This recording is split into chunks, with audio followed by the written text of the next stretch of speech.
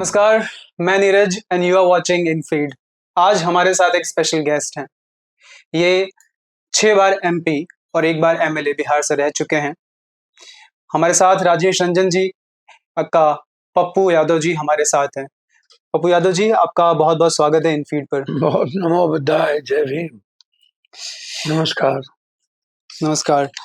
पप्पू यादव जी, बिहार में इलेक्शन नज़दीक आ रहा है और इलेक्शन के नज़दीक आते ही अब बिहार में एक रंग चढ़ चुका है इलेक्शन का, और इसी बीच कई सारी जो चीज़ें हैं उस पर बवाल कटा हुआ है, जैसे कि Bihar SIR special intensive revision जो बिहार में चल रहा है और वो खत्म होने के कगार पर है। पप्पू यादव जी ने कुछ समय पहले ही कहा कि ये जो प्रोसेस हो रहा है, ऐसा लग रहा है कि इलेक्शन कमीशन जो है वो आरएसएस की शाखा की तरह काम कर रही है। पप्पू यादव जी, आप इससे कैसे देखते अच्छा, एक बात बताइए ना भैया, अरुण जेटली जी का जो लॉ वर्डिक्ट था कि वोटर लिस्ट का आधार क्या होता है, वोटर लिस्ट चेंज होने का, कौन लोग डेथ कर गए, कौन लोग 20 सालों से नहीं है, कुछ प्रोसेस है उसके, और हर साल वोटर लिस्ट पर काम होता है, 3 महीना 2 महीना, और जब कोई चुनाव आता है तो फिर 1 साल के लगभग उस पर पूरी प्रक्रिया के साथ फिर एक नया वोटर लिस्ट बनता है। 6 महीना पहले एक नया वोटर लिस्ट बन गया।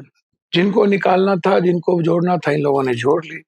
24 में जिन लोगों ने वोट दिया उनको भी हमने निकाल दिया। 24 में जिन लोगों ने वोट दिया। अब आप हमको एक बात बताइए कि 24 में जो वोट दिए, जिनके दादा, जिनके फादर, जिनका बेटा यही जन्म लिया, आप 24 में जो वोट का जिनको अधिकार था उनको आपने वोटर लिस्ट से निकाल दिया। ठीक है, वो कंप्लेन होगा, उसको लड़ाई होगी, कोर्ट तक देखेंगे। फिर आप एक तो पूरी संस्थाएं धूमिल हो चुकी है, समाप्त हो चुका है पूरा संस्था जो काम करती है इस देश की, चाहे ईडी हो, सीबीआई हो। चुनाव आयोग ने जो 5 जजेज ने कहे थे कि संवैधानिक और लोकतांत्रिक मूल्य खत्म हो गया।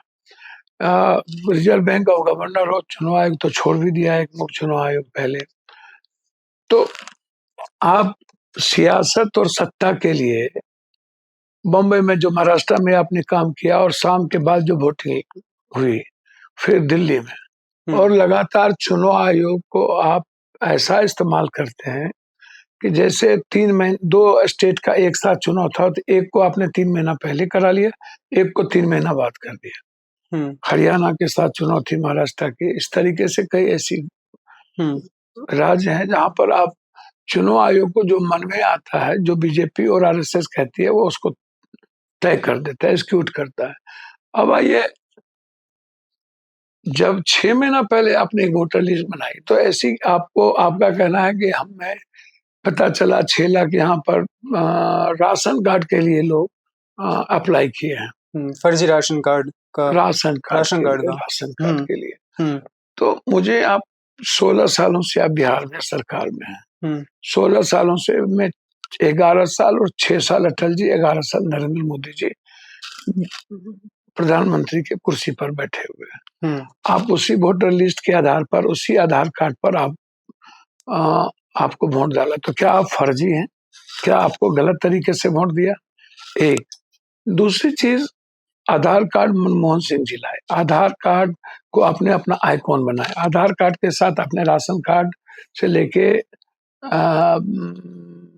क्या कहते हैं अन्य कई कार्डों को, जैसे इलेक्शन वोटर कार्ड है, सभी लोग हैं, और आधार कार्ड के आधार पर आप 84 करोड़ को अनाज देते हैं। आधार कार्ड के आधार पर आप बीपीएल की बात करते हैं। तो आप आधार कार्ड को कहते हैं, खाली आधार कार्ड में चोरी हो गई, बेईमानी के आधार पर आधार कार्ड से ज्यादा 100 से ज्यादा आधार कार्ड लोगों ने बना लिया। तो ये आपको कब पता चला? आपको किसने रोका? राजीव गांधी ने रोका, नेहरू जी ने रोका, कि इंदिरा गांधी ने रोका? एक दूसरी चीज, 6 महीना पहले तक आपको जानकारी नहीं थी। तीसरी चीज, अब 73% हम बाढ़ में प्रभावित है और 3 करोड़ बाहर है, और 3 महीने के बाद चुनाव है। तो 3 महीने के बाद चुनाव है, 73% बाढ़ में प्रभावित है और 3 करोड़ बाहर है। तो इतनी जल्दीबाजी, आप इसको कौन रोका कि आप नहीं कीजिए? आपको जब पता भी चला लगभग बिहार में जहानाबाद को छोड़ के 37 जिला लगभग 100 से ऊपर परसेंटेज बन गया। दिल्ली में 2 जिला, आपको क्या कहते हैं, गुजरात में 15 जिला, 18 जिला। तो इस तरह से लगभग आधार कार्ड से ज्यादा, कहीं 150, कहीं 140, कहीं, ये सीमांचल कोसी की बात नहीं। आप वहां पर हमला करते हैं, आप बोलते हैं अब BLO कहीं जा नहीं पा रहा है, पूरा चारों तरफ से पानी से घिरे हुआ है, किसी गांव नहीं जा रहा है। आपने पहले ही एक प्रोसेस मन में, ब्रेन में बैठा लिया कि BLO एक माध्यम है, बहाना है, SIR एक बहाना है। SIR को हम क्या करेंगे, हम BLO से एक लिस्ट मंगा लेंगे और जहाँ फॉर्म 6 को आधार बनाएंगे, जहाँ पर ये चुनाव कभी जीत नहीं सकते उसको, और जहाँ पर मार्जिन कम है उसको। ये 3 मार्जिन के साथ इन्होंने क्या किया कि तुम दो, BLO को बोला तुमको कुछ नहीं करना। गांव ये जाता है ना, तो ये कोई कागज मांगता है ना कुछ मांगता है, और उसके बाद जा करके कहता है बाप का नाम क्या है, तुम्हारा नाम क्या है, और कोई पहचान कार्ड की जरूरत नहीं, छोड़ दो चलो। तो उसके बाद चलाता है और बैठ करके बीजेपी के साथ, वर्कर के साथ लिस्ट बनाता है। वो लिस्ट जमा करेगा, बीजेपी की संघीय व्यवस्था जो है वो क्या करेगा कि किसका वोट हटाना है उसको हटा देगा। तो एक दूसरी चीज, आपको सुप्रीम कोर्ट ने एक सलाह दी, उस सलाह को नहीं माने। दूसरा चीज, चुनाव आयोग ये किसी भी कीमत पर नागरिकता तय नहीं कर सकती। चौथी चीज, आप कह रहे हो कि मैट्रिक 14% मात्र किया हुआ, ST SC EBC 2% भी नहीं किया हुआ है। उसके बाद आप कह रहे हो रिहायशी, तो 77-73% बाढ़ में हम प्रभावित हैं, तो कभी मेरा रिहायशी इधर, कभी उधर, कभी हम मजदूरी करने बाहर जा रहे हैं तो वहां रिहायशी नहीं है, तो उसको भी आप बर्बाद कर रहे हो। तीसरी चीज, आप जन्म प्रमाण पत्र की बात करते हो, तो जन्म प्रमाण पत्र में गरीब गुरबा मिडिल क्लास का जो जन्म होता भी है, तो उसको चमैन के हाथ या घर में माँ के भरोसे में, या फिर हम अस्पताल में जाते हैं तो वहाँ कोई जन्म प्रमाण पत्र की बात नहीं करता। एक तो कागज बन जाती है, बात खत्म है। और हमारा जन्म, हमारा बाप दादा का जन्म, तो हमसे आप पूछते हो कहाँ, क्या इंडियन हो कि नहीं हो? तो ये कितने लोग आपको जन्म प्रमाण पत्र देंगे?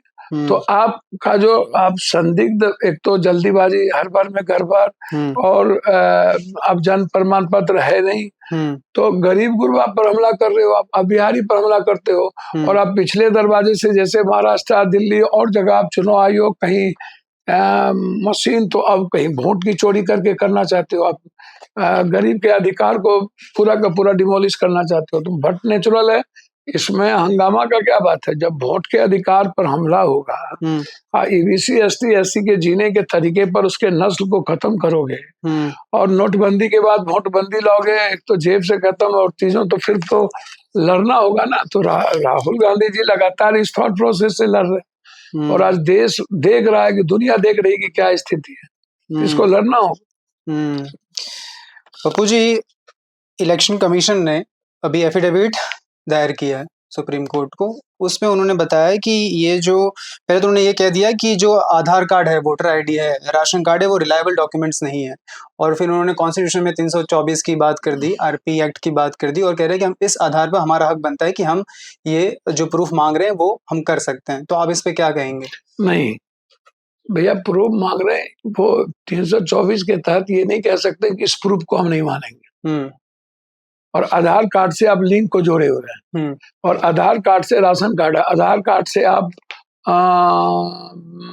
BPL और लोगों को आप बैंक से जोड़े हुए हैं, 84 करोड़ लोगों को आप दे रहे हैं। तो आप इसको कैसे कह सकते हैं इसको नहीं माना? अच्छा, दूसरी चीज, यदि आधार कार्ड किसका है, आधार कार्ड कोई पब्लिक आके जबरदस्ती तो बना नहीं रहा, आप बना रहे हो। तो इसमें चोरी किसने की? पब्लिक तो चोरी की नहीं, आप चोरी कर रहे हो, यदि कर भी रहे हो। तो इसका मतलब है कि 16 साल में तो आपको चुल्लू भर पानी में डूब के मर जाना चाहिए। दूसरी चीज है, इस समय टाइमिंग क्या है? तो आप टाइमिंग बताओ, टाइमिंग क्या है? आप यदि ये बात बोल रहे हो तो वो नहीं कह सकता। उसके लिए जब सुप्रीम कोर्ट में बहस होगी तो हम उस बात पर, उस चीज को हम लोग करेंगे। तो मरता क्या नहीं करता, आर पार की लड़ाई है। और ये इस आर्टिकल के तहत हम इसको नहीं मानेंगे, ये नहीं हो सकता। हाँ, ये कह सकता है कि इस आर्टिकल के तहत हमें इसकी जरूरत है, लेकिन इसी की जरूरत है 1 to 10 में सभी कोई एक कार्ड यदि हमारे पास है या 2 कार्ड है तो उस कार्ड की भी मान्यता होगी। जरूरी नहीं है कि हमारे पास रिहायशी हो, जरूरी नहीं है हमारे पास जन्म प्रमाण पत्र हो, हमारे पास राशन कार्ड है, हमारे पास वोटर कार्ड है, हमारे पास आधार कार्ड है। तो जो कार्ड है हमारे देश में जो 10 कार्ड हैं, 20 कार्ड पहले से भी है, तो उस 10 कार्ड में जो भी एक कार्ड है वो हमारे लिए मान्य है। आप 9 कार्ड नहीं मांग सकते हो, हमको 5 कार्ड दिखाना जरूरी नहीं है, इसके आर्टिकल के तहत ये नियम नहीं है। तो हम 5 कार्ड दिखाए, या मेरा जो जन्म यहाँ पर हुआ है तो आप पता करो मेरा जन्म हुआ कि नहीं, मेरे बाप दादा यहाँ हैं कि नहीं। जब मेरे बाप दादा यहाँ जन्म लिए हैं, हम यहाँ जन्म लिए हैं, तो हमसे आप क्यों पूछना चाह रहे हो भैया? मापदंड ये है कि कौन मर गया, तो जो मर गया आप उसको हटा दो, जो 20 साल से बाहर है उसको हटा दो। तो आप यही करोगे ना। ये आप गए भी नहीं, जा भी नहीं रहे हो, तो आधार क्या है, कौन पता कर रहा है, और कोई डॉक्यूमेंट मांग भी नहीं रहे हो। तो ऐसे थोड़ी चल। बल्कि इनफीड ने एक ग्राउंड रिपोर्ट मधेपुरा और किशनगंज में की है, और वहां पे भी ये बात सामने आई है कि जो बीएलओज हैं वो जा रहे हैं लेकिन कुछ डॉक्यूमेंट ले ही नहीं रहे, ऐसे लेके चले जा रहे हैं। नहीं, बीएलओ कहीं नहीं जा रहा, गांव में, सुदूर गांव में नहीं जा रहा, बाढ़ के इलाके में नहीं जा रहा, जा भी जा रहा तो बाप दादा का नाम पूछ के चला जा रहा। पप्पू जी, अब पार्लियामेंट सेशन में ये मॉनसून सेशन शुरू हो चुका है, सत्र शुरू हो चुका है। इस पर जो अपोजिशन है, और आप क्योंकि कांग्रेस के सीनियर लीडर हैं, तो आप जो पार्टी है करंट में बीजेपी और एनडीए, इनको आप कैसे घेरेंगे, किस सवालों पर आप बात करेंगे? जैसे ऑपरेशन सिंदूर हो गया या बिहार एसआईआर हो गया। एक मुद्दा है, एक मुद्दा है। बॉम्बे में हिंदी पट्टी को मार रहे हो, गाली दे रहे हो, असम में मार रहे हो, ट्रम्प 5-5 बार आपको बोल दिया है कि हम इतने बार समझौता करवाए, उसका जवाब नहीं है, जिसको आप अपना आका मानते हो। वो ट्रम्प हमारे भारत पर टैरिफ लगाता है, कभी कहता है अपनी कंपनी को वहां यदि कोई तुमने सामान, कोई मोबाइल बना दिया तो तुमको हम अमेरिका से बाहर कर देंगे। तो आप इसको देखो क्या कह रहा है। तो आप जो बात, ट्रम्प को आका किसने बनाया? ट्रम्प ही कोरोना लेके आया और दूसरे पर थोप दिए। तो ट्रम्प को से क्या संबंध है? आप खुद आकर के बताओ।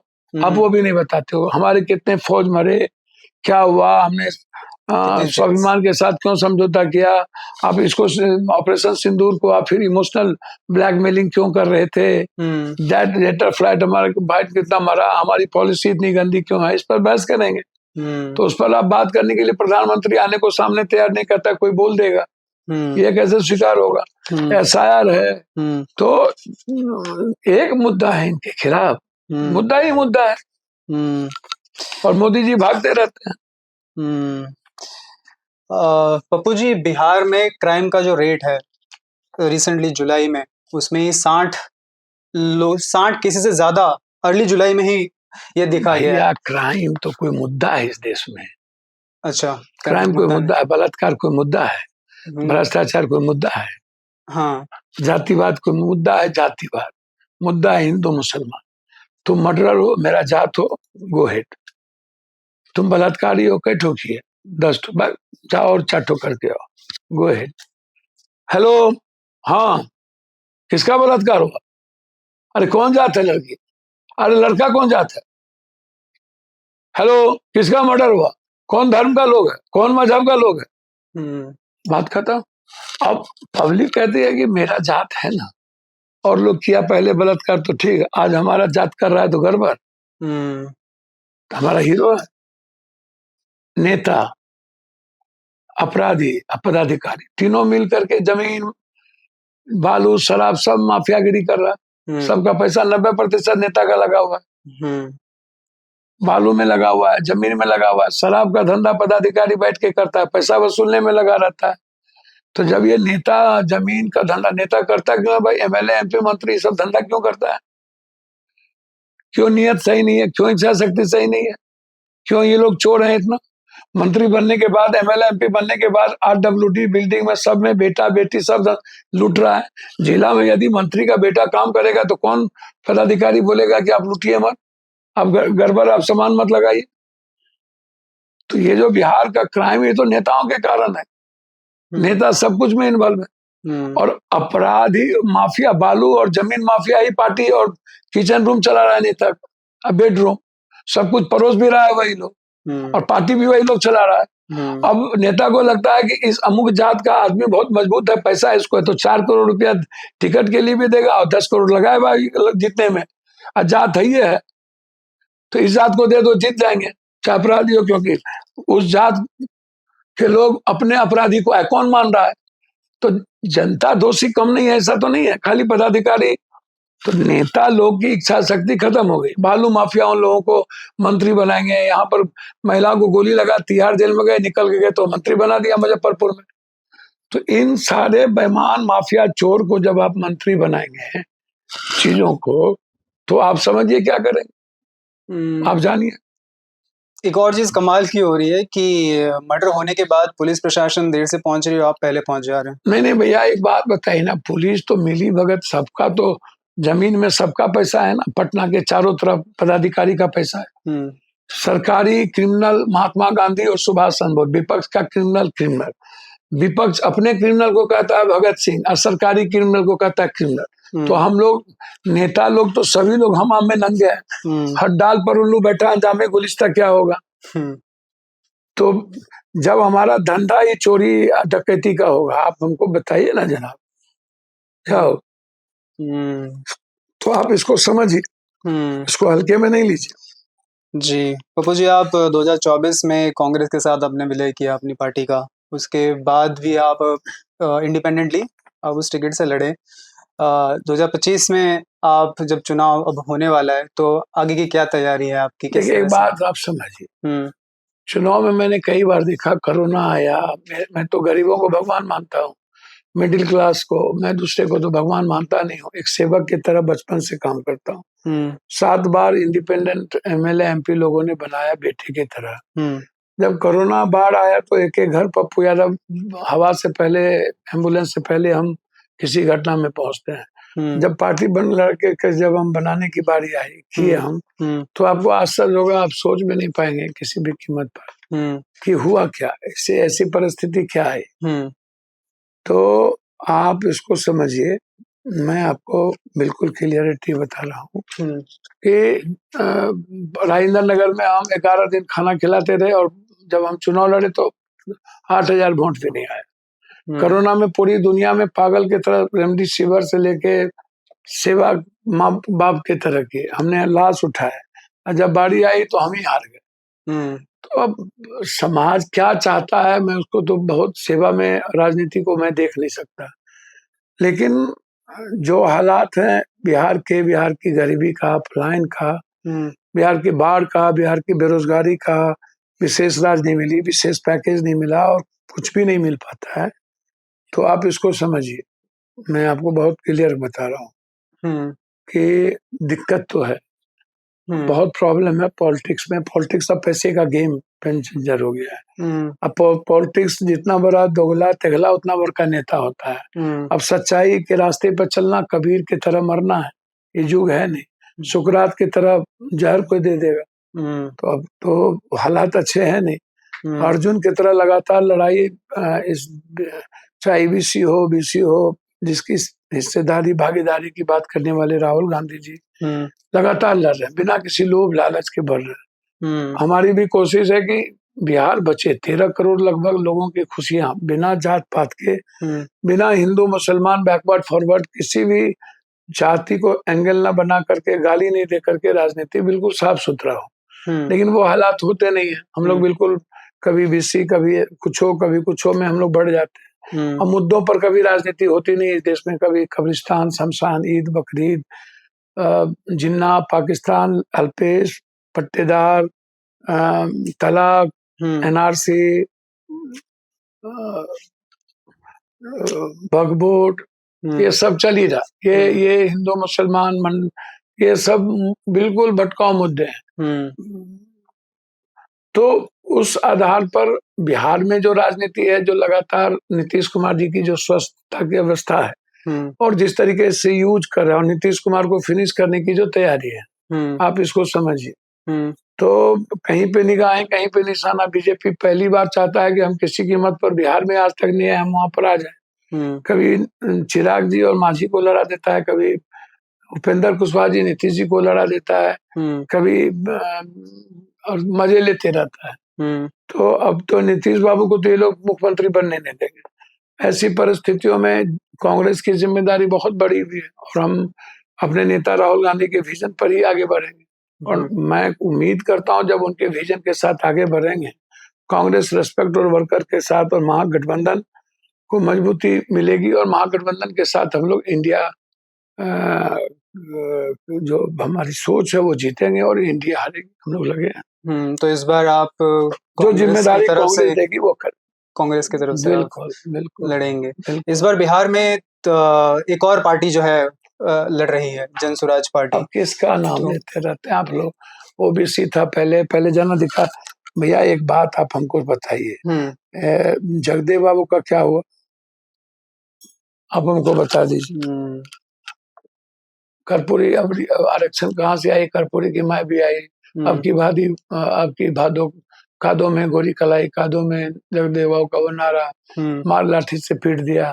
इतने लंबे संघर्ष के बावजूद आप जो बात कर रहे हैं, एक आदमी नौकरी करने आया अमेठी कांग्रेस का, वहां से वो भाग के चला गया, काम मन नहीं लगा, वहां से चला गया नरेंद्र मोदी के यहाँ, वहां से भागा फिर चला गया नीतीश जी के यहाँ, वहां कैबिनेट मिनिस्टर बन गया और वहां पर कुर्ता पैजामा पहना, बोला कि नीतीश कुमार हमारे पिता है, दत्तक पुत्र हूं मैं। वहां से भागा कैबिनेट मिनिस्टर, कोई काम नहीं किया, चला गया रेड्डी के पास, रेड्डी से भागा चला गया ममता दीदी के पास, वहां से झगड़ा लगा के 3% भी वोट नहीं मिला गोवा में, वहां से भागा चला गया अमरिंदर के पास, अमरिंदर को खटिया खड़ा कर दिया, वहां से भागा चला गया कांग्रेस के पास, फिर कांग्रेस का खटिया खड़ा कर दिया यूपी में, वहां से भागा चला गया उद्धव के पास, उद्धव ने भगा दिया, वहां से आया अरविंद के पास, जब अरविंद भगा दिया तो कहता है कि अब हम बिहारी, हमारा चल गया बिहारी है। अब बिहार में जाकर के बड़का 4 करोड़ 5 करोड़ के वेनेटिंग वैन खरीदा, ब्लैक मनी, और उसके बाद 60 लाख का टेंट चाटो खरीद लिया और बिरयानी और मटन खिला करके कि हम और ब्लैक मनी, हम तो प्रधानमंत्री मुख्यमंत्री बनाते हैं, हम ही आपको बनाएंगे, पैसा हम ही देंगे। तो जितना लगभग चोर उचक्का लफुआ अपराधी माफिया सब जो इधर नहीं जुटा उधर चल गया, इधर से इधर, जिसको इधर टिकट नहीं मिलेगा उधर चल जाएगा। तो सबको राइट है, प्रशांत जी का हम सम्मान करते हैं, उसमें कोई बहस नहीं है, सबको राइट है, सबको अधिकार है। बहुरुपयागिरी चुनाव के समय कई आदमी को आप मदद किए भाई, कितने आदमी के यहाँ गए, कई तो आप चुनाव के समय आप पानी का ट्वीट करवाते हैं, आपको लाज शर्म नहीं होता? आप गरीबों के चल चापाकल पर मुंह पर पानी धो करके आप, तो आप कौन चीज दिखाना चाहते हैं कि आप क्रांतिकारी, आप महात्मा गांधी? और आप पहले बोले हम एमएलए नहीं बनेंगे, महात्मा गांधी एमएलए नहीं बना, मंत्री नहीं बना, जेपी नहीं बना, लोहिया नहीं बना, अब कहते हैं एमएलए बनेंगे। पहले बोले मुख्यमंत्री नहीं बने, अब कहते हैं मुख्यमंत्री बनेंगे। अरे बाप मेरे, बिहार में अभी 40 साल EBC ST SC OBC minorities के लोग ही मुख्यमंत्री बनेंगे। आप सपना मत देखिए कोई दलित ही बनेगा, कोई एसटी एससी ही बनेगा, ईबीसी ही बनेगा।